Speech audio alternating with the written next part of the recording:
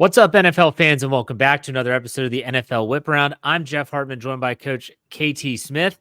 And before we get into this discussion today, talking all about NFL teams getting back to training camp, I want to remind you, if you're watching this on YouTube, like the video, subscribe to the Fans First Sports Network channel. We do appreciate it. Also, if you're listening in Apple Podcasts or Spotify, follow, subscribe so that you don't miss a thing. All of our content like this, Coach's Call Sheet, and even the Draft Dynasty podcast, we're going to have a lot more content as the NFL season is underway. And with all that out of the way, Coach, what's going on? How are you? What's up, Jeff? We made it, man. We're here. Training camp. It's hard to believe. It's come up quick. And I got to be honest, and maybe you disagree. I felt like the lull this year from mini camp to training camp went by pretty quick. You agree? I do. There's so much happening in the league, and the league is so good at staying relevant. And you and I doing the show every week, it wasn't even hard to come up with topics in that dead period. So now that we're here, man, we got more than enough to talk about. Absolutely. We're going to switch gears. For those that have listened to the NFL Whip Around for a long time, this is going to be our second season doing the show. We're going to switch gears a little bit for this episode. And instead of doing our 5 topics and a player or coach profile at the end, we decided to let's go through division by division with all teams reporting to training camp this week at some point. And let's ask, what's one big question for every division? Now, it's for every division, not every team. Coach is going to give you a question that he's looking forward to seeing in that division. I'm going to do the same. We will never mirror the same team. So you can always think there's going to be another angle here. So let's start off with a very intriguing division, and that's the AFC East. There's a lot of intrigue here with a lot of different teams. Coach, what's your big question for the AFC East? Yeah, this division could fall a lot of ways. For me, it's really dependent upon whether Aaron Rodgers can be Aaron Rodgers again. Is he still an elite level quarterback? Because if he is, I think the roster the Jets have built around him is really solid. And I think that with elite quarterback play, they've got the opportunity to unseat Miami and Buffalo and win that division.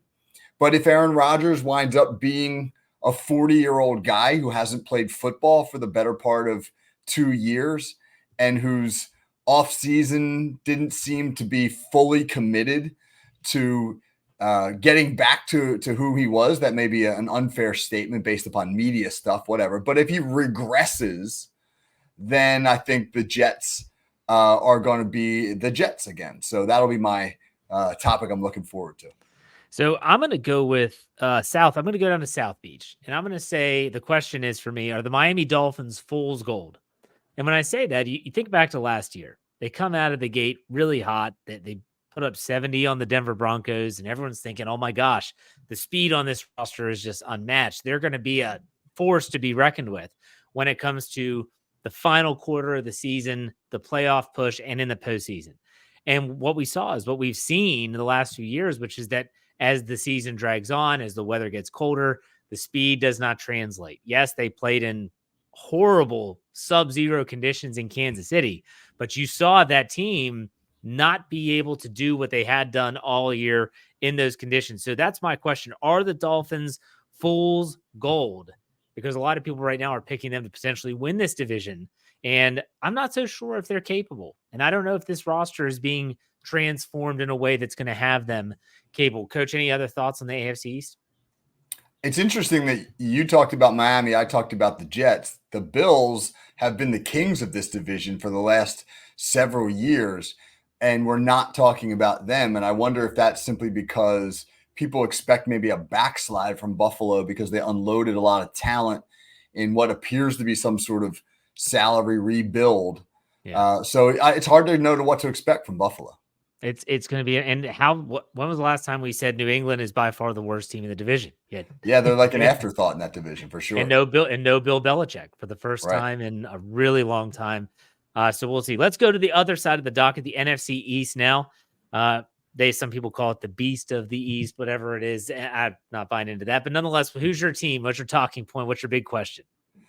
So I gotta look at Big D. What's going on down there in Big D? The Cowboys, as you and I have discussed, with a little bit of enjoyment. Dallas hasn't made it past the divisional round of the playoffs since 1995. So they're going on 30 years now since Emmitt Smith and Troy Aikman and that bunch was able to do it. And this is the year, man. Like if the Cowboys are going to get there, this has got to be the year. They're a 12-win team. They're the defending division champs. They've brought back the bulk of their roster, but past this year, beyond this year, they've got some really tough decisions to make. Dak Prescott is going to get $60-something million a year beyond after this year. They got to pay CeeDee Lamb. They're going to have to pay Micah Parsons pretty soon. Will Mike McCarthy be able to keep his job? There's a lot of big questions. Last week when we did sort of a put up or shut up segment, I considered naming the Cowboys as my team that needs to do it because this is the year. If Dallas doesn't get it done this year, then my suspicion is they'll blow it up. So I think there's a lot of eyes on Big Day this year. So I'm going to go in a different direction, and I actually had this team as my direction to go in, and that is the Philadelphia Eagles. And you live kind of in Eagles territory in New Jersey, and my question is, are they going to pick up where they left off? Now, typically when someone asks that question, are they going to pick up where they left off? That's actually in a positive light. So like the Kansas City Chiefs, are they going to pick up where they left off? Why they won the Super Bowl? I'm asking the question in a detrimental way. When you think about how the Eagles finished the season, it was a monumental collapse in every possible way. And now, Coach Sirianni was being questioned. They got rid of I think both coordinators were replaced. And everyone in Philadelphia that's a fan of the Eagles just thinks, well, that was just an aberration and we'll be right back to where we were. But that's not a guarantee. They did have a good offseason. I like the acquisition of Saquon Barkley. They had some good draft picks. But that's a question that I have, because I think if the Eagles start out slow, that's a team that could kind of collapse from the inside out. What's your thoughts? I will tell you this. Eagles fans are as excited about the fact that they got rid of their OC as Steelers fans were excited when this Pittsburgh jettisoned Matt Canada. The Kellen Moore coming into Philly, there's a lot of optimism there that he and Jalen Hurts will be a really good marriage. And so, yeah, Eagles fans are optimistic, no doubt about it. Okay, we'll see. Let's go back to the AFC, the division that we love, the AFC North. Most would say it's the best division in football.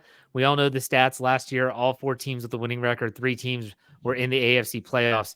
What's your question? The one big question about the AFC North. So my big question about the AFC North is not really specific to a team, but to the division as a whole. Who can stay the healthiest? Who can survive the inevitable war of attrition that will be the AFC North?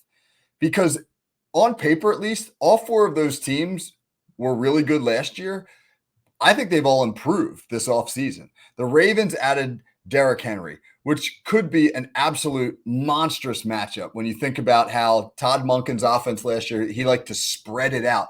Well, if you spread defenses out and you get a light box with Lamar Jackson and Derrick Henry in the backfield together, that could be an absolute nightmare. The Bengals get Joe Burrow back. The Browns have added Jerry Jeudy, and now we'll pair Amari Cooper and Jerry Jeudy together in what's a really scary receiving tandem. The Steelers have gotten better, I think, across the board. So all 4 teams are going to be right there. And the question will be, which one can stay the healthiest in order to get them to where they need to go? And I think that's a division that could be decided by key injuries as much as anything else. Yeah, I actually had written down, I wrote down 2 questions because I didn't know which direction you were going to go with the AFC North. And I wrote, will the division kill itself? So that was essentially what you were just saying. But I also have one, you look around the division. So you have Lamar Jackson, reigning NFL MVP. You have Deshaun Watson entrenched in Cleveland, and you have Joe Burrow entrenched in Cincinnati. That leaves Pittsburgh as the only team really in the division that their quarterback position is in a state of flux. And it's been in a state of flux since Ben Roethlisberger retired in 2021. My question is, will the Steelers find their guy? And there's a lot of people out there that think, well, Russell Wilson, he's 36 years old. He's not their guy. He's not the long-term solution. No, not for like the next decade, but he could be the long-term solution in terms of Mike Tomlin's 3-year extension if he plays well enough and kind of shows that he still has it. Or is it Justin Fields? They have this really young, talented prospect who's learning the new system, having to break some bad habits that he developed going back to Ohio State, and they're having to kind of reshape him. And so are they going to find the guy? Or are we going to be in this same situation next year as 2 Steeler fans that do an NFL podcast saying, have the Steelers found their guy? Probably not. Maybe they will. I don't know. That's a big question for me. What are your thoughts? I don't want to have that podcast discussion with you, Jeff. I hope that question does get settled this offseason. Yeah. I think it's a huge training camp for the Steelers in that they've got to get, with the new offensive coordinator, Arthur Smith, and the two new quarterbacks, man, they've got to get everybody on the same page fast, because the way that thing sets up, all those AFC North teams are going to play each other over the final 6 weeks of the season. So they all have to capitalize on the early part of the schedule. They got to be good out of the gate and build themselves a bit of a cushion, so to speak, record-wise, because that the stretch run is going to be really hard. And for the Steelers, that could be the toughest, because, yes, they do have the quarterback situation that they have to resolve. So it'll be a really important training camp for Pittsburgh. Yeah, it's going to be interesting. Let's go to the NFC North now. This is another division that I find very intriguing, but I'm curious which direction you're going to go and what's your big question. Yeah, so there's a lot of attention on the Lions and there's a lot of attention on the Bears, who have the number 1 draft pick. But I think the team that's really not being talked about much and that is intriguing is the Green Bay Packers. And really, for me, the question is Jordan Love going to make the leap into elite quarterback status? He played great football down the stretch last year. I mean, we were really about 5 minutes away from a Green Bay Detroit NFC championship game. I mean, the Packers almost pulled off that upset in San Francisco, which would have sent them to Detroit. Jordan Love is at the end of his rookie contract. He's up for the next big, massive quarterback contract. Is he going to play like that, or is he going to regress? If Jordan Love plays the kind of football he was playing at the end of last season, then I think the Packers are every bit as good as Detroit and could wrestle away the division title from the Lions. So I think it's a big year for Jordan Love, and the focus will be on him. Appropriate you say that, because I don't know if you saw the news today that Jordan Love has told the Packers he is not practicing until he gets a new contract. Oh, I did not see that. Yeah. So Okay. That means that he's going to be the next quarterback that's going to get paid handsomely. It's just a matter of how much. So that's intriguing. And just in terms of a training camp story, I'm going to go with the Chicago Bears. And you said, yeah, a lot of people are going to talk about, the Detroit Lions, and there's a lot of intrigue with Minnesota. I don't want to poo-poo that, but I want to know, are the Bears going to ruin another quarterback? I mean, that the list is getting lengthy, that the Bears have ruined quarterbacks. And so that's the question. If Caleb Williams is successful, I don't care. Like, it's not an AFC North team. It's not even an AFC team. But you do have to wonder, how long is this leash for these front office and the coaching staff that continually take these first-round quarterbacks and then fail to ever improve them, like the Justin Fields type, or get them the support that they need? I do think that Caleb Williams' system around him, in terms of skill players, you talk about the acquisition of someone like Keenan Allen, should help him, but that doesn't guarantee he's going to be able to go out and make the plays. I'm very intrigued with the number 1 overall draft pick, Caleb Williams, and how he fits into that scheme. Any thoughts on that? It'll be a little bit like rubbernecking at the scene of the accident if if it doesn't go well. I think people are divided into 2 camps. You have the one camp is everybody's super psyched and hyped up about the Bears and think like the Bears are going to be a playoff team. And then the other camp, which I think you and I may be a little bit more in the other camp, just think that it's I don't want to say doomed to failure, but more likely to fail because of the track record. So I think the Bears will definitely be one of the more intriguing teams. We're going to be force-fed the Bears. They've got a ton of primetime games. For a team that won 7 games last year, it feels like the NFL is really on the Caleb Williams hype train. So we're going to see a lot of them, no doubt. Not to mention, Hard Knocks will be they're on the training camp, HBO right. Hard Knocks. So we will be seeing a lot. Let's go back to the AFC. The AFC South, again, a lot of intrigue with a lot of teams. Some young quarterbacks there. Which direction are you going for your one big question? Yeah, so I want to look at Jacksonville. I mean, we asked this question about Jordan Love in the NFC North, and I'll ask it about Trevor Lawrence in the AFC South. Now, he just did get paid, and there's a lot of division about that contract. Is he worth it? Did they overpay for him? I mean, he's got the money. It's too late to really rehash that debate right now. He's got the money. Now he's got to play like he's that quarterback. And I think Trevor Lawrence has been good so far in his NFL career.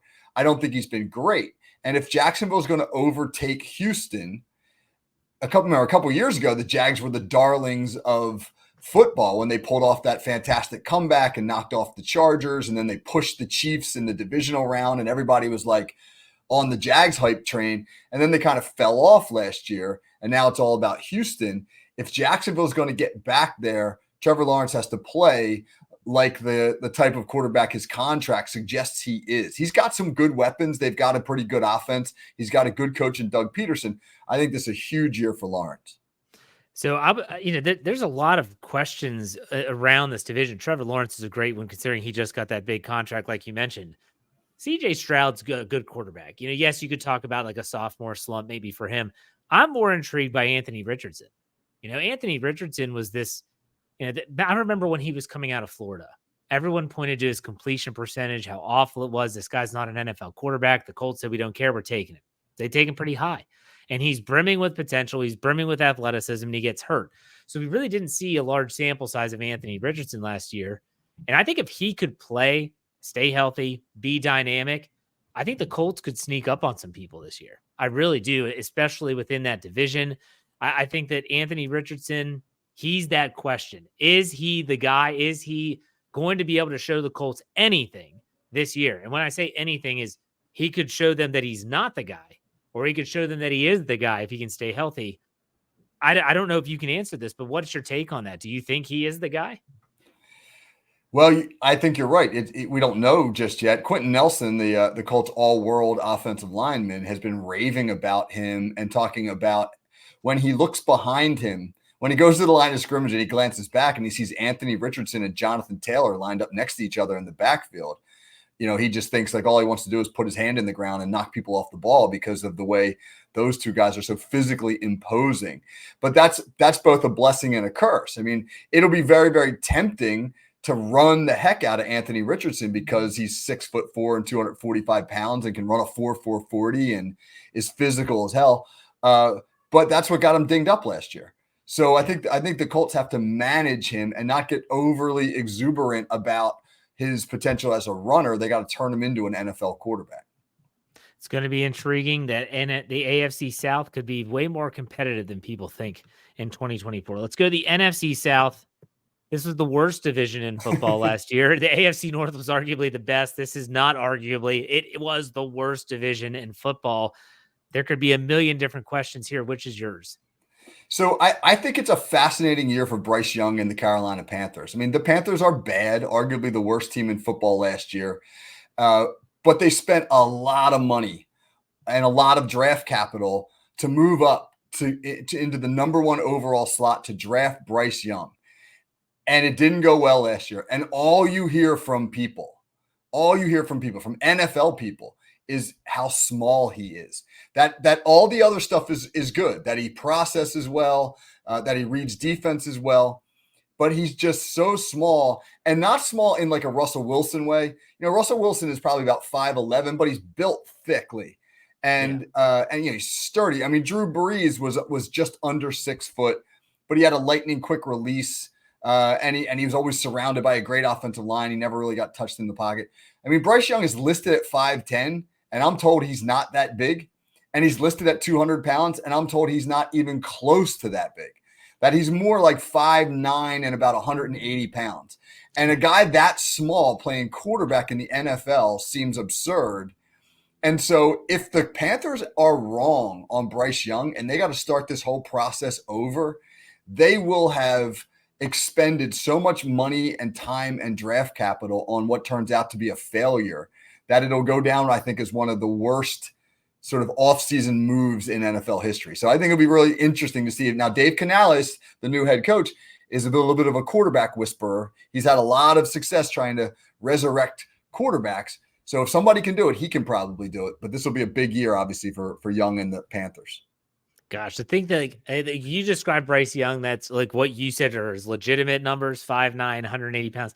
Like I'm 5'9", 165 between 170. I can't play in the NFL. I don't know how anyone could. I would get broken in half. So that's a good one. I like the Bryce Young and the Carolina Panthers. I'm going to go with the Saints. Most people would think, okay, you're going to talk about Michael Penix Jr. and his role with Kirk Cousins in Atlanta. Now, I'm not going to Atlanta. I'm kind of sick and tired of hearing about Atlanta.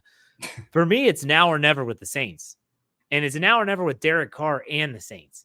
So the Saints, they invested a lot into Derek Carr, and I can't say they built a roster around him that is spectacular. But I don't think Alvin Kamara has it anymore. Michael Thomas is gone. He could come back. He's a free agent still, but still, they just don't have the playmakers that they once did. They do have some young, good wide receivers, but I just think this is it for the Saints to be able to claim a really weak division.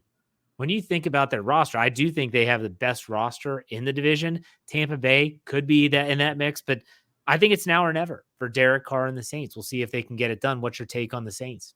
Yeah, and I think it's now or never for Dennis Allen down there as well. I think if the Saints have a poor season, he's probably out. They gave him a few years to get it turned around, and I think this is the make or break year for him as well. Yeah. All right, let's go back to the AFC, the final AFC division. The AFC West has the Super Bowl champion Kansas City Chiefs there.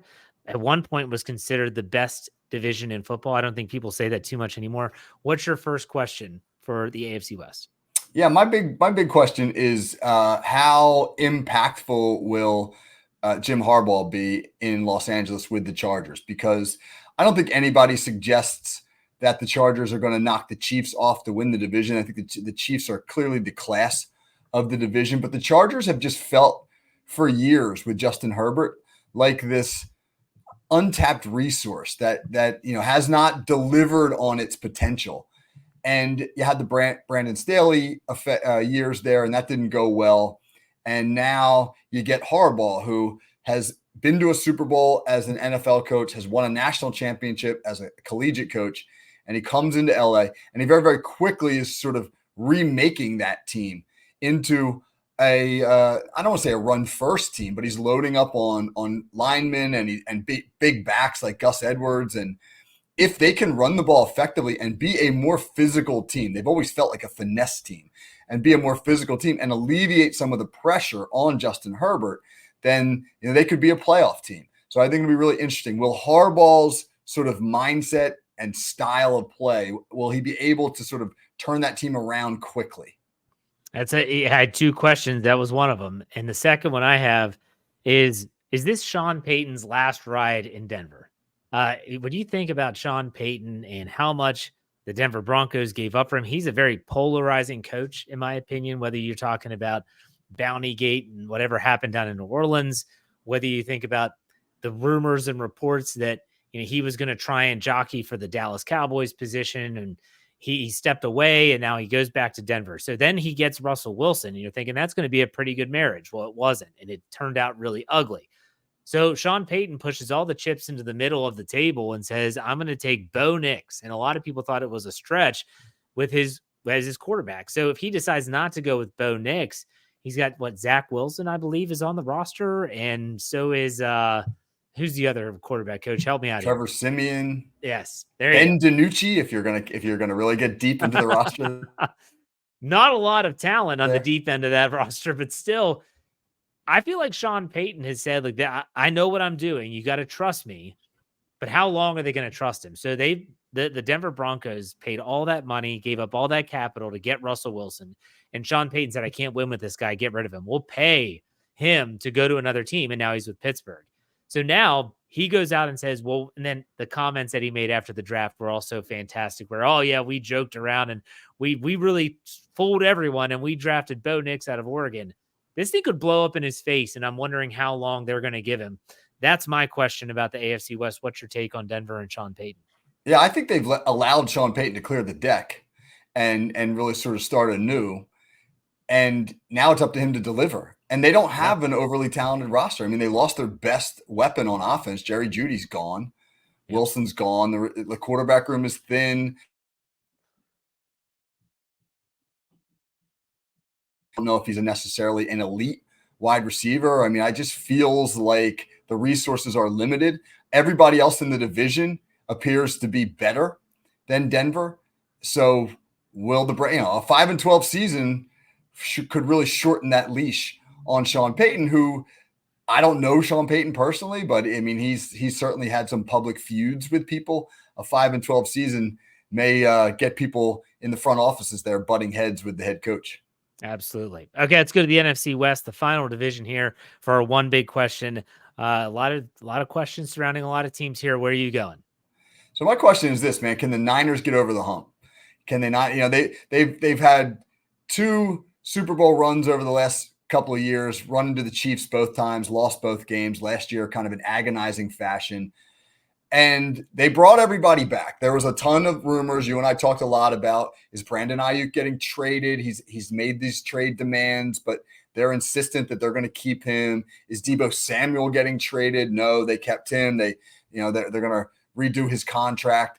They're going to have to pay Brock Purdy soon. Christian McCaffrey is getting up there a little bit. I mean, it feels like for San Francisco that this might, with this current group of 49ers, this might be the last run that they get. It's not as dire as it is in Dallas. Dallas hasn't had near the success that San Francisco has had.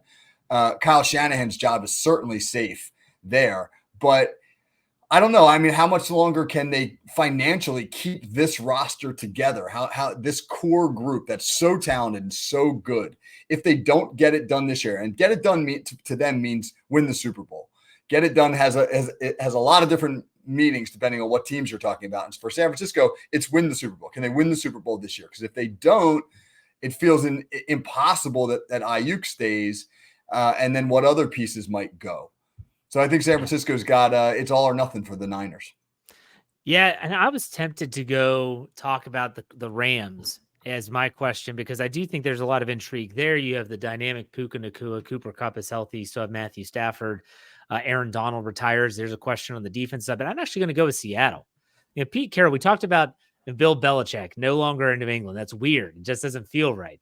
Pete Carroll not being in Seattle feels weird. So Mike McDonald gets there.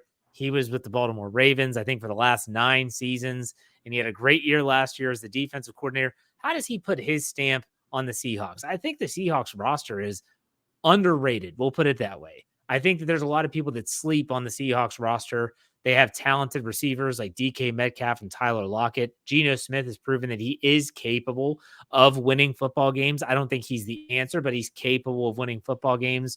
I'm curious about the Seahawks. They've won some games last year where you did not expect them to hang around. You didn't expect them to win. So I'm going to go with the Seattle Seahawks, believe it or not, with my one big question. What are your thoughts? Yeah, the Seahawks, I think a sneaky big loss for them is their offensive coordinator, whose name is just like slipped out of my head. But they're losing their OC / quarterback coach, who did a ton of work with Geno Smith. When I watched Geno Smith play against the Steelers last year, I did a film breakdown on that game. I found it remarkable how much better he was than he had been just a few seasons ago. I mean, he really improved significantly. So will Seattle really be able to maintain that level of productivity on offense, despite the fact that they've lost a little bit in the coaching room? And that's a wrap for our question. One big question by division. I got to be honest, Coach. It's awesome because we're now finally back with football news, tangible football news. Sadly, most of the news at this stage of training camp is going to be injury based. So-and-so tears an ACL, ruptured Achilles tendon, whatever the case may be. What else do you look for, though, for news that comes out of training camps, or do you just kind of take it with a giant grain of salt? Well, there's a lot of veterans who remain unsigned. You and I talked recently about all the veteran D-backs that haven't been signed yet. So with those injuries, often then come the other shoe, and the other shoe is the big veteran signings of the guys that are still out there on the market. So, you look and you say like, hey man, I mean, this is an opportunity now for some of these vets, like a Justin Simmons, who hasn't found a team yet, to find one. So I think that'll be interesting too, who goes where now that teams are going to really get their rosters on the field and be able to assess their strengths and weaknesses.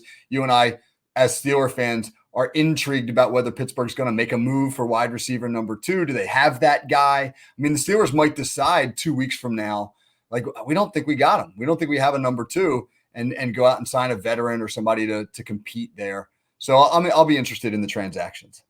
All right, so we'll be on the lookout for that, and we're going to have all that for you. The NFL Whip Round's not going anywhere. We're going to have all the news about the National Football League right here on this FFSN NFL podcast feed. But, Coach, what's coming up on the call sheet this week? Do you know? Yeah, we're piggybacking a little bit off of a conversation I was having with Brian Anthony Davis on the Steelers Here We Go show.